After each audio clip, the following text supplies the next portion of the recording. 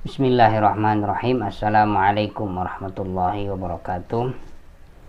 Innal hamdalillah nahmaduhu wa nasta'inu wa nastaghfiruh wa na'udzu billahi min syururi anfusina wa min sayyiati a'malina. May yahdihillahu fala mudilla lahu wa may yudlil falan tajida lahu waliyyan mursyida. Asyhadu an la ilaha illallah wahdahu la syarika lah wa asyhadu anna sayyidana Muhammadan abduhu wa rasuluhu la nabiyya ba'dah. Allahumma shalli ala sayyidina Muhammad wa ala ali sayyidina Muhammad. La yatakallamuna illa man adina lahu rahman wa qala shawaba.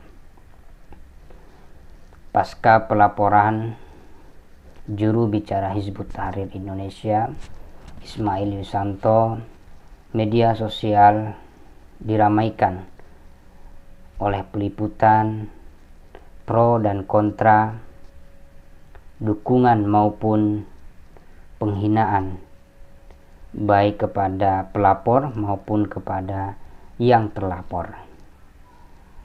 Saya ingin berbicara dalam konteks mengapa pelaporan itu menjadi penting adanya. Pelaporan Ismail Yusanto ke Polda Metro Jaya yang dilaporkan oleh mantan Ketua DPD Hizbut Tahrir Indonesia Aik Heriansyah pada tanggal 28 Agustus 2020 menjadi sebuah keniscayaan pasca ditetapkannya Hizbut Tahrir sebagai organisasi yang terlarang disebabkan pertentangan antara sistem dan ideologi yang dibawa oleh mereka dengan sistem dan ideologi bangsa negara kita. Pertentangan itu bukan sekedar pada level teknis semata, tetapi bertentangan itu sejak pada tatanan konsep, gagasan, dan ayat-ayat serta hadis-hadis yang melegitimasi dari sistem dan ideologi itu. Karena tidak mungkin ideologi atau sistem yang dibawakan dan yang ditawarkan oleh Hizbut Tahrir Indonesia bisa kita pakai dalam konteks kemajemukan atau dipakai oleh lintas agama, lintas kelompok, dan lintas etnis khususnya di Indonesia. Itu sebuah hal yang mustahil. Oleh sebab itu, mengapa kalangan aktivis dan tokoh Hizbut Tahrir Indonesia selalu menyorot sistem Indonesia, kemudian dasar negara Indonesia? Karena dengan adanya dua hal tersebut, maka sistem yang mereka tawarkan dan ideologi yang nantinya akan mereka terapkan tidak bisa digunakan selama sistem kita dan ideologi dasar negara kita masih kita pegang kokoh. Gerakan transnasional memang semakin bervarian pasca runtuhnya Orde Baru dan memasuki era reformasi. Geliat organisasi dan kelompok imporan menunjukkan eksistensi tanpa kekhawatiran sama sekali. Misalnya Hizbut Tahrir Indonesia, Party of Liberation, yang didirikan tahun 1950-an, ada yang mengatakan 52, ada yang mengatakan 53, didirikan oleh Taqiyuddin An-Nabhani. Kelompok ini pada 19 Juli 2017 dinyatakan terlarang sebagaimana yang tertulis dalam surat keputusan Menteri Hukum dan HAM nomor AHU 30 AH0108 tahun 2017 berdasarkan peraturan pemerintah pengganti Undang-Undang Perpu nomor 2 tahun 2017 tentang organisasi kemasyarakatan. Legalitas HTI pun dicabut dan bergerak saat ini tanpa status resmi dan badan atau payung hukum. Jadi secara legal formal mereka sudah tidak ada, secara keagamaan mereka pun tidak didukung oleh organisasi atau kelompok seperti Nahdlatul Ulama maupun Muhammadiyah. Jadi secara kenegaraan tidak memiliki basis dan payung hukum, sedangkan secara keagamaan tidak didukung oleh kelompok-kelompok mayoritas yang ada saat ini. Penyabutan dan badan hukum Hizbut Tahrir Indonesia diperbolehkan atau merupakan sebuah kewajaran manakala di media sosial kita menemukan bahwa HTI merupakan organisasi dan kelompok terlarang. Jadi tidak masalah kita mengatakan hal itu. Nah, diksi-diksi buruk yang dialamatkan kepada pemerintah tidak bisa dilepaskan dari aura terbentuknya Hizbut Tahrir di Palestina kala itu. Karena mereka sebenarnya dibentuk dalam ruang dan situasi perpolitikan yang ada di Palestina, di mana kala itu sebagai sebuah luapan dan reaksi atau respon keadaan politik dan pemerintahan yang ada. Wajah Muslim Rage, sebuah istilah yang dipakai oleh Asef Bayat di dalam buku Making Islam Democratic, sangat mewarnai tubuh gerakan Hizbut Tahrir dan aktivis-aktivisnya dari dulu hingga saat ini. Wajah demikian yang mengantarkan Hizbut Tahrir Indonesia khususnya selalu menggugat sistem barat atau sistem yang telah diadopsi, atau bahkan juga sudah terjadi perpaduan nilai saling melengkapi. Karena memang di dalam Islam diperbolehkan, misalnya sampai kasus adat pun, adat itu yang dahulunya tidak terlabel kal Islam tetapi nafasnya adalah nafas Islam, maka dia bisa menjadi hukum. Makanya muncul kaidah al-adatu muhakkamah. Nah, Hizbut Tahrir ini selalu menggugat sistem dari barat sebagai produk sekuler menurut mereka, dan menurut mereka pula menjadi basis tumbuh kembangnya masalah yang ada di dunia ini. Memang pandangan ini atau narasi-narasi seperti ini menjadi senjata ampuh dan jurus ampuh dalam melakukan propaganda di media sosial, khususnya kepada lawan politiknya atau organisasi selain Hizbut Tahrir dan kepada pemerintah. Nah, senjata dan jurus ampuh itu tidak bisa pula kita lepaskan dari pola gerakan Hizbut Tahrir pada aspek kultural maupun konsep jihadnya. Secara dakwah kultural, HTI akan memfokuskan konsentrasinya pada aspek thaqafah. Misalnya mereka mengadakan acara seminar, webinar, diskusi rutin, ya kan, kemudian konferensi dan sejenisnya. Semuanya itu bertujuan untuk menyebarkan propaganda khilafah ala Hizbut Tahrir Indonesia dari level bawah, menengah sampai level atas. Metode yang ini mereka lakukan menyasar beragam objek, mulai dari kalangan tekstual, kalangan rasional, atau bahkan kalangan yang campur aduk, memadukan antara tekstual dan kontekstual. Orang-orang yang berperan disesuaikan dengan kemampuan mereka dan ditugaskan pula orang-orang yang setara keilmuannya.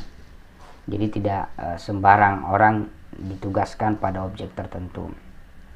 Nah, di samping ini juga pola ini dibuat untuk menabur benih-benih di titik-titik yang sangat strategis. Misalnya di perkantoran cara menyajikannya akan berbeda, di pemerintahan cara menyajikannya seperti apa, kepada ahlul quwah atau pihak keamanan, misalnya kepolisian dan tentara, bagaimana cara melobi-lobi mereka sebelum nantinya kudeta yang biasa mereka lakukan di luar negeri itu bisa diterapkan di Indonesia.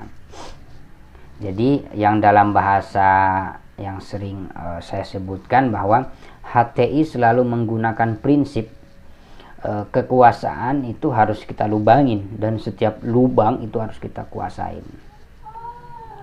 Nah, di dalam konsep jihad sebagai bagian dari pelengkap dakwah kulturan yang di atas tadi diwujudkan dengan membuat media massa, demonstrasi, ya kan.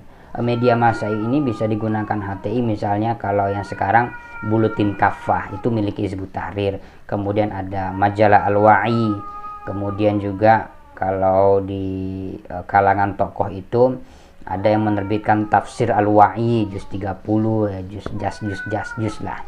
Kemudian juga ada tabloid media umat dan situs-situs non resmi mereka, karena yang resmi sudah di take down oleh pemerintah. Yang non resmi ini banyak, ya, yang sangat banyak, itu tidak diblokir oleh pemerintah. Jadi menghilangkan yang atas tapi yang bawahnya itu dibiarkan begitu saja. Nah, Itu yang mereka gunakan sebagai bagian dari jihad mereka. Sama dengan yang dilakukan oleh kelompok teroris seperti ISIS menggunakan semua media, platform media massa untuk menyebarkan dan menabur benih-benih virus-virus yang mereka gunakan sebelum nantinya semua dari mereka itu diajak untuk menggulingkan pemerintahan yang sah atau kudeta. Nah, dengan melihat apa yang saya bicarakan di atas, setidaknya memiliki beberapa kelemahan. Pertama, Hizbut Tahrir ini selalu mengabaikan mereduksi peran akal dan menonjolkan aspek keimanan, membuat sistem yang terbangun tidak bisa didiskusikan, diadaptasikan, dielaborasikan ke dalam bentuk kenegaraan tempat berkembangnya gerakan ini. Jadi di mana peran rasio bekerja pada wilayah the others, sedangkan wilayah self lebih kepada sami'na wa ata'na, patuh dan setia.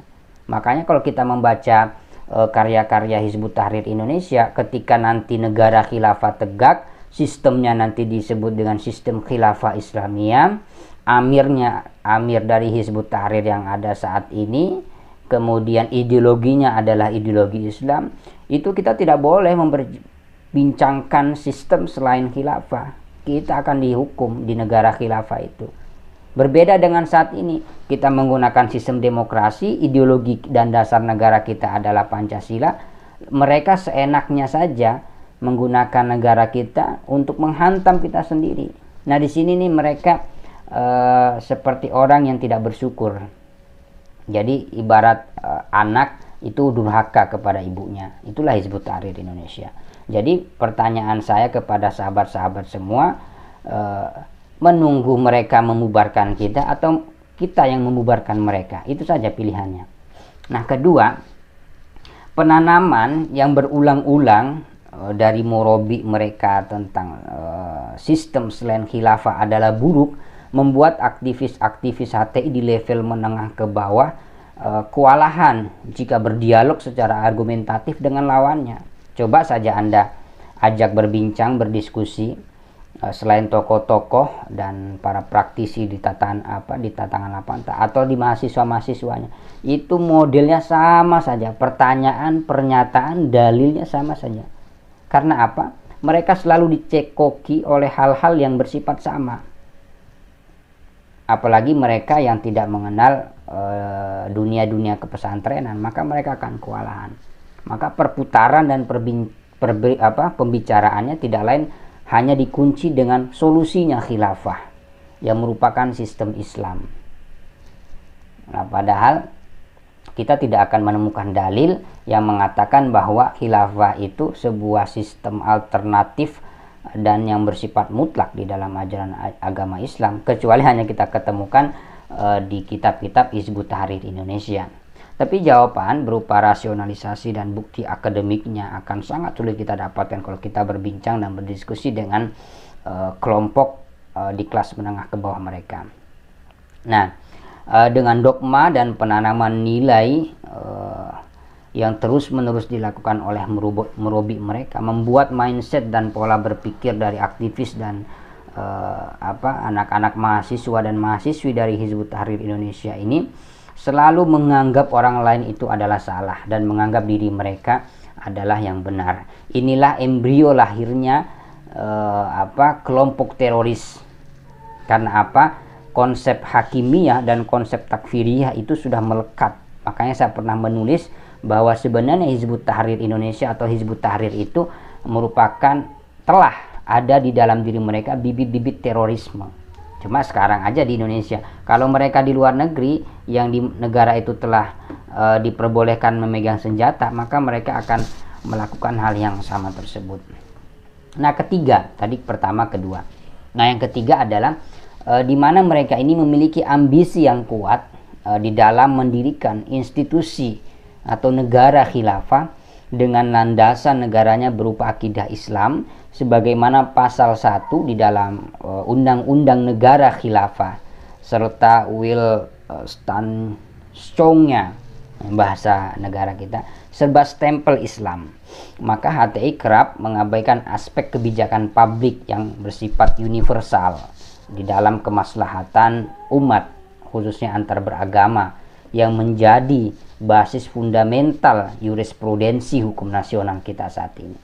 Jadi ambisi ini yang melahirkan ragam ajakan aksi perubahan sosial, memulainya dari hal-hal yang mencitrakan pemerintah dan lembaga negara dengan citra-citra yang buruk, baik secara lisan, tertulis, video, konferensi pers, pernyataan di media, dan lain sebagainya. Ya, jadi mereka ingin mereduksi dan menafikan semua kebaikan yang ada di dalam sebuah pemerintahan. Logikanya setiap manusia itu memang memiliki kelebihan dan kekurangan. Aktivis dan tokoh Hizbut Tahrir menginginkan kita berlaku adil pada mereka. Tetapi pernahkah mereka berlaku adil pada kita? Tidak pernah. Mereka selalu menyalahkan kita dan hanya mereka yang benar. Pernahkah mereka mengatakan bahwa pemerintah atau organisasi selain mereka adalah benar? Tidak pernah. Mereka menuntut keadilan, sedangkan mereka sejak alam pikiran pun tidak pernah adil. Jadi ketiga kelemahan itu sulit akan membangun atau jika ingin membangun iman yang bersifat inklusif, yang menganut pemerintahan demokratis dan mewujudkan kemaslahatan secara universal. Mayoritas umat Islam di Indonesia tidak boleh menafikan eksistensi perjuangan agama dan dari kelompok yang lain. Egosentris dari kelompok harus disingkirkan demi mewujudkan iman yang inklusif, beragama yang moderat, dan bersosial muamalah yang toleran. Jangan sampai iman mewujud menjadi iman yang eksklusif dan tidak menerima hal-hal yang bersifat positif dari berbagai macam unsur. Jadi sistem khilafah yang dibangun dan diwacanakan Hizbut Tahrir Indonesia dengan melihat apa yang saya katakan di atas, khususnya undang-undang negara khilafahnya, mustahil bisa menciptakan negara yang baldatun thayyibatun wa rabbun ghafur. Justru apa yang terjadi? Indonesia akan pecah timur dan barat, selatan dan utara. Karena apa? Sistem ini adalah sistem ketika khilafah tegak, maka yang terjadi tidak lain adalah sistem yang lebih otoriter dari sistem manapun. Mungkin hanya itu yang bisa saya sampaikan. Mari kita jaga Indonesia dari segala mara bahaya, dari segala para perongrong negara ini. Kita aplikasikan Pancasila semampu dan sebisa kita agar kita bisa mewujudkan dan mengaplikasikan Pancasila di dalam tata laksananya. Wallahu muwaffiq ila aqwamit thoriq. Wassalamualaikum warahmatullahi wabarakatuh. Salam Pancasila.